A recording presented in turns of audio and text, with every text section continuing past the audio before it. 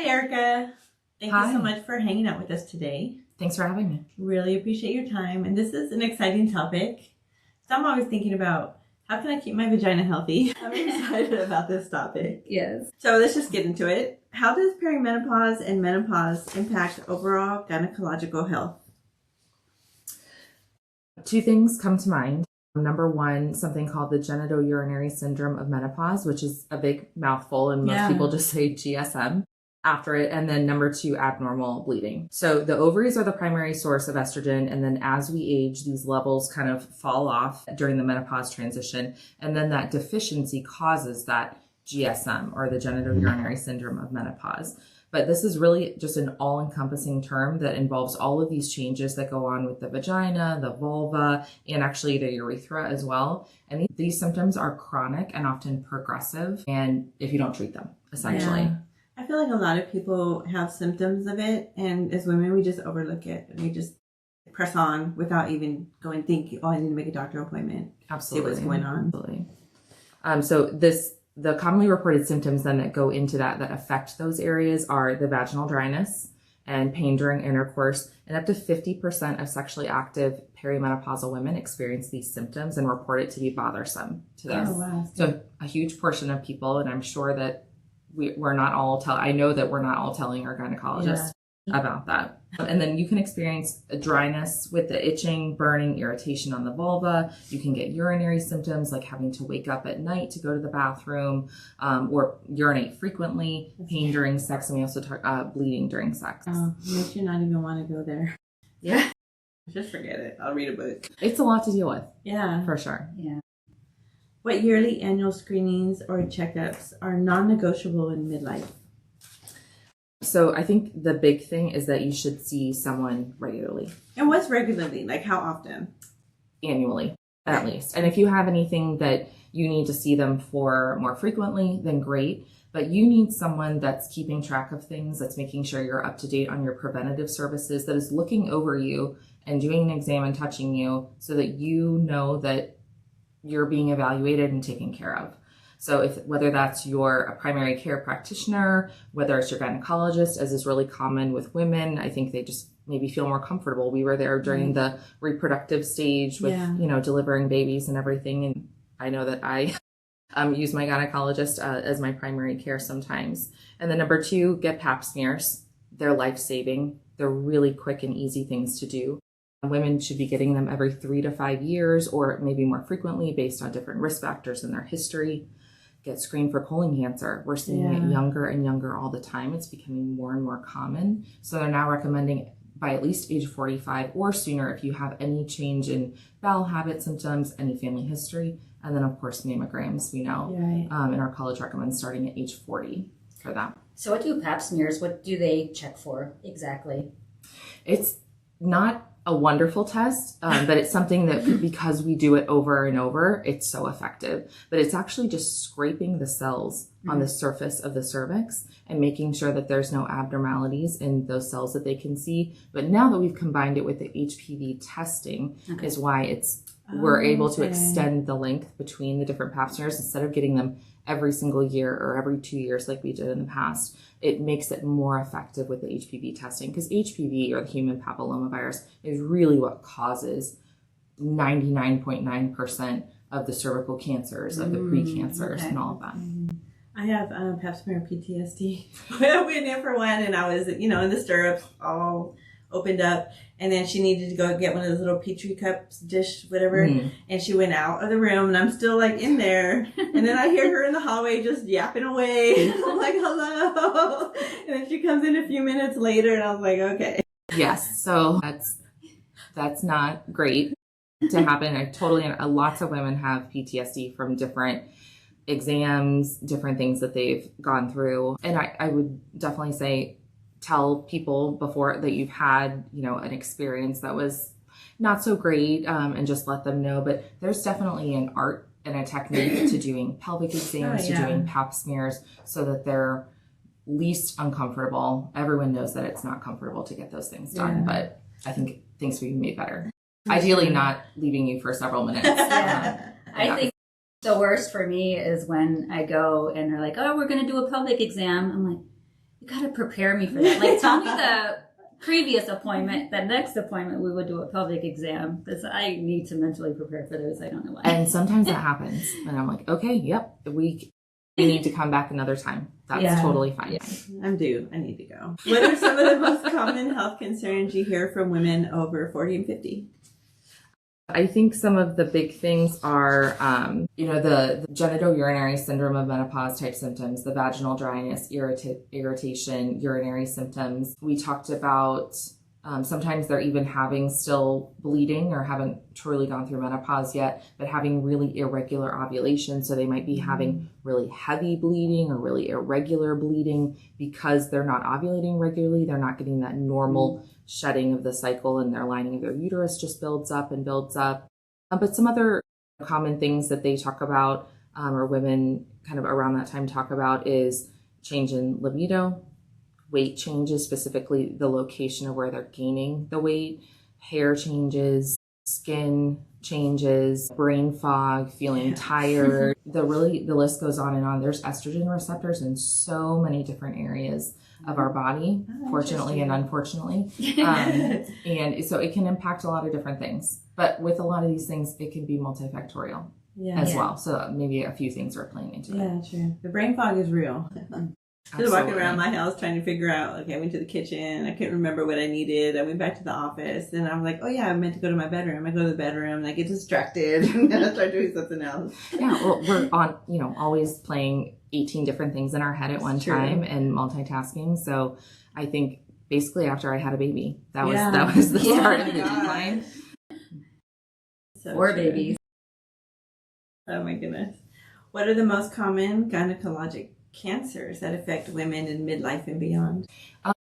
So our most common gynecologic cancer is endometrial cancer, so cancer of the lining of the uterus. And unfortunately, we're seeing a rise in our endometrial cancers, which may be related to our obesity epidemic that we're having in this country. Yeah, just because the rise in estrogen and having the estrogen that's made by our fatty tissues that we carry around actually stimulates the lining of the uterus, and over time can cause those changes that lead to precancerous changes and then cancerous changes. So I would say that one is probably the most common, and we're seeing it younger and younger, even some patients in their 20s and 30s. And then we're talking about, trying to save fertility for them, even though they may have an early stage cancer. So that's probably the most common one. Ovarian cancer, specifically in people who are BRCA positive, tend to occur earlier, specifically BRCA1 about a decade earlier. So in late 40s, around age 50 is the average age of diagnosis of ovarian cancer in those patients. Cervical cancer, thankfully, has really, really gone down in the last 50, 75 years with the advent of the pap smear, and then further with the HPV testing and HPV vaccination. So thankfully, we don't see that as frequently anymore, but the average age of that is around 55 as well. Oh, wow. I have a question about the endometrial cancer. So do all those patients have endometriosis prior to? They may, but it's probably not related. Okay, so they're two unrelated with that things. Cancer. With that cancer. But if you have endometriosis, you then can be at risk for different cancers of the ovary, like endometrioid ovarian cancer and clear cell ovarian cancer. So we try to take seriously whenever those patients have something on their ovaries, knowing in the back of our mind that it could be something else. I never even knew that there were different forms of ovarian cancer. I thought it was just ovarian cancer. I know we kind of say it as like this huge general term, but then we think most of these actually arise from the tube. So we say ovarian because that's what everyone kind of knows it as, but then really we call it a fallopian tube primary cancer. But within that, there's 3 huge categories and then little other subcategories within that. So lots of different types. So we're going to talk a little bit about vaginal and sexual health. Can you talk about vaginal dryness, what causes it, and what we can do about it? So estrogen, I'm probably going to say that in every single thing that I talk about, is the predominant hormone during those reproductive years, and it keeps the vagina actually acidic, which is kind of bizarre to me when I think about it, but it keeps it nice and lubricated, and it has tissue then that's able to stretch and expand for sex, for pregnancy, delivery, and then those estrogen levels decline in menopause, and this can lead to all those changes in there. But that's one of the symptoms that can be seen in that GSM category. Vaginal moisturizers are the things that are supposed to be used first line, and that's something that you use regularly on a daily basis. Very low risk with that, and it's something that you can get over the counter. You can use lubricants if it's primarily during intercourse, and there's either water-based or silicone-based ones that you can use. And then really vaginal estrogen is the best thing. And estrogen, it can be a lot of different things. Oh. There is a vaginal estrogen cream. It can be a little acidic, and sometimes people have little cuts or tears down there, just from friction or rubbing with their underwear. And so sometimes it can be a little irritating. There's also little pills that you can put in the vagina, like little suppositories that then get warm and dissolve into a cream. That's one of my favorite ones, and that's actually the lowest dose of estrogen that you can give. And then there's also rings that you can put in the vagina. Some people don't love the idea of putting something in there and taking it out. So it's really, I think, based on the symptoms and what the patient wants to do. But that is actually the best treatment. Even patients that aren't eligible for other hormone therapies that you take by mouth or put on your body can be eligible for vaginal estrogen because the amount absorbed is so low. So that's really one of the best things that we can do. Tried both of those, the cream and the tablets. Oh wow. I have no idea. I wonder how many other women are out there in the dark. I had no idea. Yeah, what the rings, how often are they inserted? It's good for 3 months, and you can take it out if for intercourse, for cleaning, for pelvic exams, or whatever you want to do. Now, there are 2 different rings, so you got to make sure you get the correct one. One is just for local estrogen. So someone who maybe had a contraindication to taking oral estrogen or using the patch would need that one. There's also a ring that you can put in there that gives throughout the body levels of estrogen and acts locally. So you just want to make sure that you're getting the appropriate one for what you need. Okay. Yeah, something that you don't have to think about. Yeah. So how do pelvic floor issues show up in midlife, and what is treatment available for that? Oh man, so many pelvic floor issues. Your pelvic floor goes through a lot during your reproductive years because it's responsible for sexual function, for urinary and bowel function, and then general support for all the pelvic organs during just regular life, and then of course during pregnancy and delivery. So as these muscles that make up the pelvic floor, again, have estrogen receptors and respond to the change in that, they actually get bigger and less able to stretch and change. For all those things, as we kind of talked about with the vagina. So just because of the normal wear and tear on the pelvic floor, even if you were never pregnant or had a delivery, you would maybe experience some of these issues before. But then if you add the menopause transition into that, then you're probably going to experience more issues. So you can have pelvic organ prolapse, which is actually where the organs at the top of the vagina, so your cervix, your uterus, even your bladder and your rectum, can actually fall through the vagina and sometimes out of the vagina if the prolapse is really severe. So patients may have pressure or bulge symptoms where they actually say that they feel like something is sitting in their vagina that wasn't before. That's one of the things they look for during the pap smear. During a pelvic exam. Pap smear is like the very specific portion that's testing the cells on the cervix, which a lot of times we equate, you get a pelvic exam, you get a pap smear, but not always the case. As a woman, I'm embarrassed to say I'm learning a lot. That's great that we're having these conversations more and talking about this stuff more and normalizing it. But they also may have issues with urinary or fecal incontinence, constipation, pelvic pain, and then also pain with sexual activity. So there's a whole host of things that can arise with pelvic floor dysfunction. Issues with both of those. With the urine, I have frequent urination, but with everything I've had done in my pelvic area from all the surgeries, like every time I go pee, I have to go poo as well. So it's just kind of life now for me. Yeah. And there's also pelvic floor physical therapists. I'm not sure if you ever got to see one of them. They're regular physical therapists that then specialize in pelvic floor health. So they can see and evaluate you usually over a course of a couple treatments, but they'll kind of do an assessment, see what your issue is, maybe what's contributing, and then help you learn how to do different exercises that may strengthen your pelvic floor or help you with constipation issues or whatever. Interesting. I never put the constipation and the pelvic floor together. Yeah. So much goes on in our pelvic area that we're not aware of. Signs of unhealthy vaginal flora or infection should look for in that?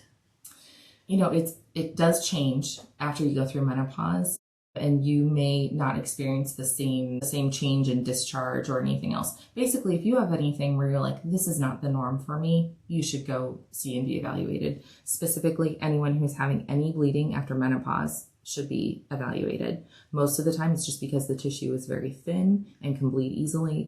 But we need to make sure that nothing more sinister is going on. But after menopause, you can have kind of a weird discharge. It can be like a yellowy green color, and that's just because of the thin lining of the vagina. What is vaginal flora? Vaginal, normal bacteria that grows in the vagina. Okay. They like that acidic environment. So things may change a little bit then when the vagina is not as acidic, like we talked about after menopause. Would that usually cause a different odor? It may. Anything unusual? Anything unusual, you should see somebody and just make sure nothing else is going on. Yeah. So what do you recommend for women who are experiencing painful sex and low libido? This is a hot button topic with all of this. So estrogen and testosterone play into the menopause transition and lowering of those hormones, and both of them can cause lower libido. There are also lots of other things that can go into it, a lot of psychosocial and emotional changes, like, if you've had past trauma, if you're having sleep disruption, if you have medications, specifically antidepressants, that can cause some of those things. Increased stress, anxiety at home, changing body image. Many women experience all these things, different relationship factors, all of that. So that's not the end all be all, but as far as the estrogen, testosterone, we don't measure levels to diagnose any of those things. We just, if you're having that symptom, then you have low libido. But there's no hormone level that's going to tell us, this is how we diagnose you with that. Okay. And then do we prescribe, hormones for these types of things? Estrogen definitely may help with some of those things, may help with less vaginal dryness, less pain during intercourse, all of those things. Is it going to raise your libido a ton? No. Testosterone is not FDA approved for the treatment of low libido in women. So we use it off-label for that, but it can be used in some women. It does help with libido. So it's actually like a gel that goes on your skin, and we have to prescribe. Most insurances won't cover it because it's not FDA approved for that. But we actually just prescribe them the men's packets, and then you use 1/10 of that on your skin. Okay. So the dosing can be a little inconsistent, and you have to do some monitoring of some different labs and things like that usually. How to figure it out, what works best for you. Yes, absolutely. That's just crazy how they prescribe things for the men that's covered, but not for the women. Yes, all the time. Yeah. All the time. And we'll get into that right now with HRT. This is my favorite topic, hormone replacement therapy. So let's talk about hormones. How can hormone shifts affect vaginal health and just our general mood? We talked about before, that estrogen has all those receptors in the vagina, and it makes it drier. It makes the tissues very thin. They're not able to stretch and expand like they used to before. So you should use vaginal moisturizers as first line. We talked about vaginal lubricants, but if you have moderate to severe symptoms, you really probably need vaginal estrogen. So even if you're taking hormone therapy, even if you have a patch, even if you're taking an estrogen pill, it's probably not giving you enough in the vaginal area. So oftentimes, I think you said, Cindy, that you use both of them in combination, and that's what we often do. And you just make sure that you use it a couple times a week, whether that's the suppository, whether that's the vaginal estrogen cream. Usually it's a maintenance therapy, and it works pretty well. And a vaginal cream, that's only something that you need if you're having issues. Like if you're on HRT, but you're not having pain down there during sex or anything, you don't necessarily need a vaginal cream, or do you just recommend go ahead and use it? You don't necessarily need it, but we talked about that huge range of symptoms that people can have. And if you're having any of those things, dryness, burning, irritation, pain during intercourse, going to the bathroom frequently, any of those things, it's a really easy thing to use and to be on. Okay. A little messy with the cream, but easy. How can women maintain good vaginal health as our estrogen levels drop? Well, use vaginal estrogen and the moisturizers, things like that. Douching is not really recommended. We're thinking about that. But honestly, keeping something going inside the vagina to keep it so that it's used to being stretched or expanded a little bit. We talk a lot about that in patients who have severe thinning of the tissues is that we either need to use dilators or something else like that. Thinking of the dilator, I was trying to remember that earlier. Or patients that have had radiation in the past, just because those tissues really just contract down and kind of scar like that. And sometimes we're completely unable to do pelvic exams in those patients because things literally kind of scar down or scar together. So, God. No, I was just going to ask about that. So if you're not having intercourse, you're not having any of that, say in my case, I should be using a dilator just to keep that area. I think if you're using vaginal estrogen and they haven't had any issues in the past, you're probably fine. Okay. But sometimes these ladies come in and they're already 75 or 80 years old. Maybe they haven't had intercourse in 20 or 30 years and they aren't on anything. And we're kind of way behind the 8 ball at that point. And at that point, we probably need to be using dilators and vaginal estrogen just so we can maintain whatever that we currently have with them. I think mine's closed, like permanent hibernation.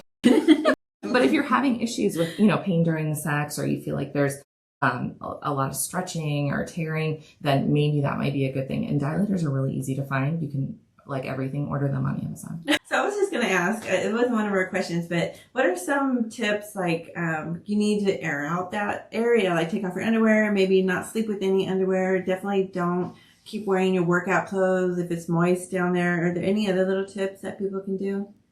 That's a great question. That's mostly for like vulvar stuff if you're having any irritation or anything. But yeah, not sitting in your wet clothes afterward. You don't really need to cleanse with anything specific, just regular soap and water and pat dry. But if they are having any issues like itching, things like that, we do often recommend that you pat dry or use the cool setting on a hair dryer and then just kind of leave it open at night. Don't wear any underwear and just kind of leave it like that.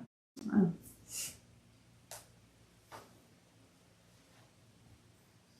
What should women know about hormone replacement therapy and who is it right for? Hormone therapy is indicated for people who have bothersome hot flashes, night sweats, which is often called the combination vasomotor symptoms. So you might see that written a lot, or VMS. And also, actually, people might not know, but the prevention of bone loss or osteoporosis. That's prevention, not treatment of. The genitourinary syndrome of menopause, like we've talked about, and for those that have premature menopause, because we've taken out their ovaries for whatever reason, or they've had premature ovarian failure.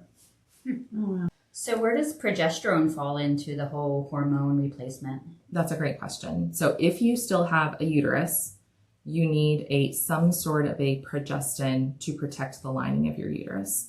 And as we talked about before, if you have estrogen stimulation without any balancing progestin to that, then you're putting yourself at risk for precancers, cancers of the lining of the uterus. So you have to have both hormones if you still have a uterus. If you've had a hysterectomy, it makes it a little bit easier. You only need the estrogen component to it. I'm going through a little drama on my HRT because I've been taking birth control for estrogen. Is that common? Very common. Because the doses needed for hormone replacement after menopause are pretty low. Yeah.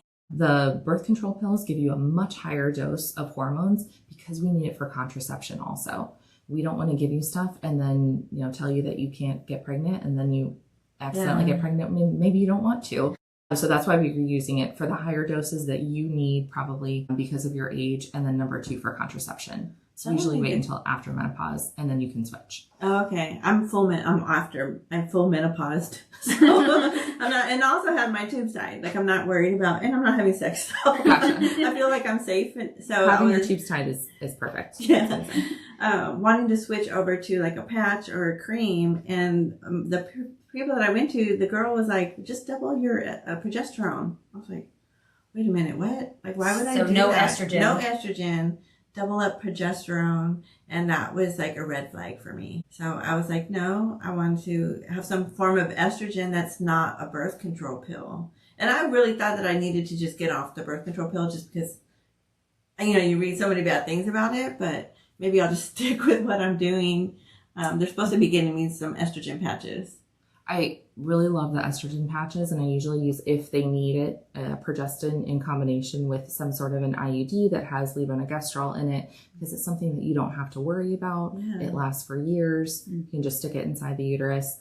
There is a slightly increased risk of having blood clots if you take both oral estrogen and a progestin. What's really nice about the patches for estrogen is they really don't have much, if anything, of an increased risk of blood clots. And it gives you a pretty consistent dosing of hormones. It's not like a pill where you kind of go up and down throughout the day. So the patches seem to work really well. Okay, I hope I get them. I'm just like a little surprised. Sometimes we give a progestin or up a dose of progestin to help with sleep. I don't know if maybe that was an issue, but sometimes with just estrogen, patients can experience, just feeling awake and feeling like they have insomnia and they can't sleep. So the progestin does help with that, and sometimes that's why we add. It does help me get to sleep, but it doesn't keep me, I'm always waking up and just like kind of laying there. I try not to get on my phone because I know this is probably the worst thing you should do. It's just, I wake up 3, 4 in the morning. Oh, are you going because you have to go to the bathroom? Sometimes, yes. And then sometimes I'm just up. Just kind of like this morning, I was just awake. So you probably need pelvic floor therapy. Everyone needs to be evaluated. Like every time I sneeze, I pee. So I definitely need to work on that. I have problems. Don't worry, you're not alone. Now, what myths or misconceptions do you wish women would unlearn about their bodies? So I would say, and I think this goes what you were just saying, but just because something is commonly experienced and that, many women complain about leaking urine when they cough, laugh, sneeze, or they can't go to the trampoline park with their kids. Yeah.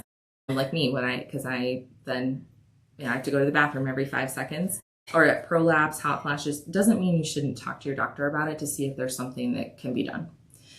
And so I think we just tend to normalize a lot of these things and say, everybody has it, it's okay, I'll just deal with it. It's just something that happened. And women are so used to putting everyone first. It's really hard for us to prioritize ourselves. We were really good at going to the OB when we got pregnant and had a delivery. And then a lot of us have fallen off after that because we think that we're healthy, everything's good. But schedule an appointment for yourself. Do the preventative things. They're there because they work. Get your pap smear, get your colonoscopy, get your mammogram. You want to keep yourself healthy so that you can be around for your family, for your loved ones.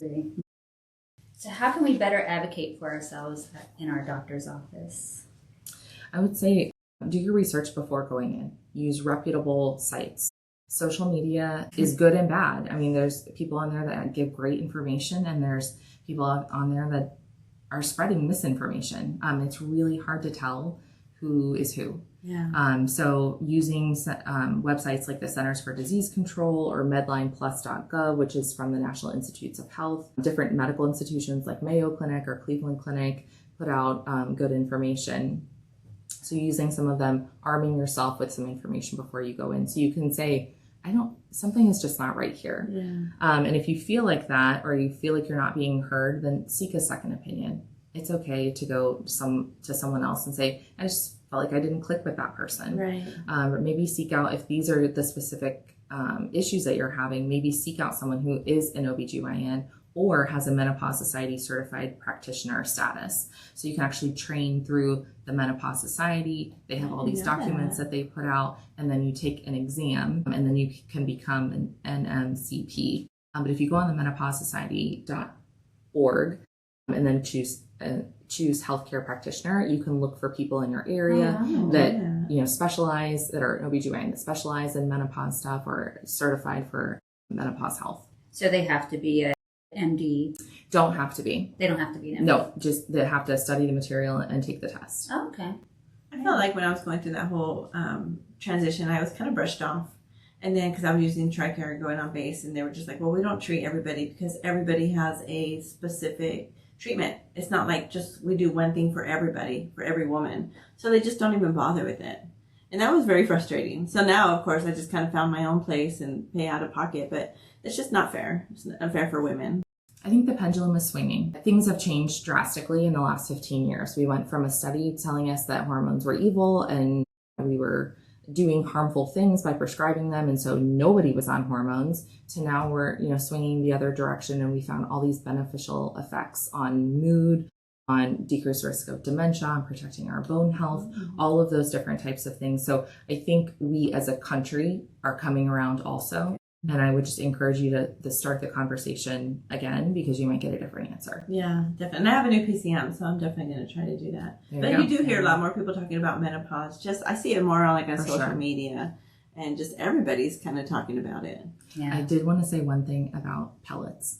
They are not recommended because there is no oversight with the pellets, the creation of them, anything. We just don't know how long they last. In some cases, people are getting pellets that they don't know what's inside of it, different hormones.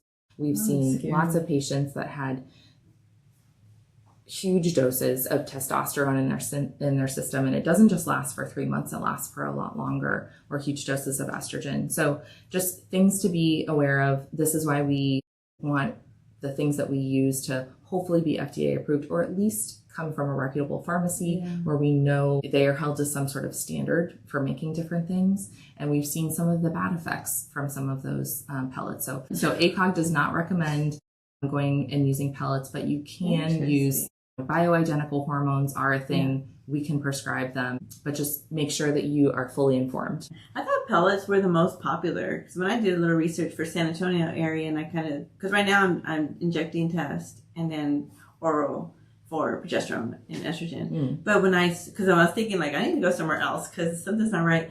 Everyone's like pellets. So I just thought that was like the most common way to do it. I think it's kind of a buzzword. That's the only thing I knew of. That's what my PCM did for me. She had pellets, and then I ended up with, of course, ovarian cancer. I don't want to scare people that they're going to get ovarian cancer because I had the BRCA that I wasn't aware of either. So genetic testing. Genetic testing for everyone with ovarian cancer, for sure, or a family history that might be suggestive. So is there one message you want women in midlife to hear loud and clear about their vaginal health, and what is it? Or many things. Your voice and your vigilance are some of the most powerful tools that you have in protecting your health. And too often we chalk our symptoms up to, oh, I feel bloated, but it's just because I ate something. I'm eating too much. I'm gaining weight. I'm having pelvic pressure because of this or that. I'm having bleeding after menopause, but it's fine. As part of just getting older and not getting things evaluated, but it's not always normal. And you might wind up with ovarian cancer when you're really young. And your body deserves to be listened to. So trust your instincts, ask questions, insist on answers to questions until you feel truly heard. Yeah, I agree. It's so true about what you said. Like we just assume all these things are happening because we're older. And it could be something bigger. So it's so important. I just think of our moms and our grandmothers and everybody in the past that just didn't have what we have now and how they got through it.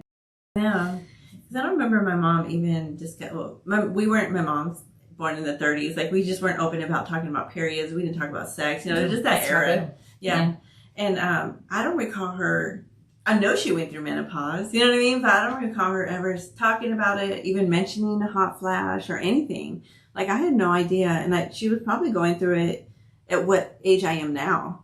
And I was just trying to think of back then, like, wow, she was going through all that stuff by herself. And I know she didn't talk to my dad about it just because women don't talk to their husbands about that. So it's just kind of sad when you think about, like, my mom. Like, I feel bad my mom had to go through that without even having a voice. Yeah. We've been repressed for a long time. For sure. Well, I want to thank you. Of course, September is Gynecological Cancer Awareness Month, so I just want to point that out since I am an ovarian cancer survivor. I am grateful that I met you through that process, and I don't know if you ever met Anne-Marie. She was at the hospital several times with me. Yeah, she was a big support system. But I thank you so much for joining us, and you gave such valuable information for all the women out there. So thank you. That was great. I don't know anything about my body.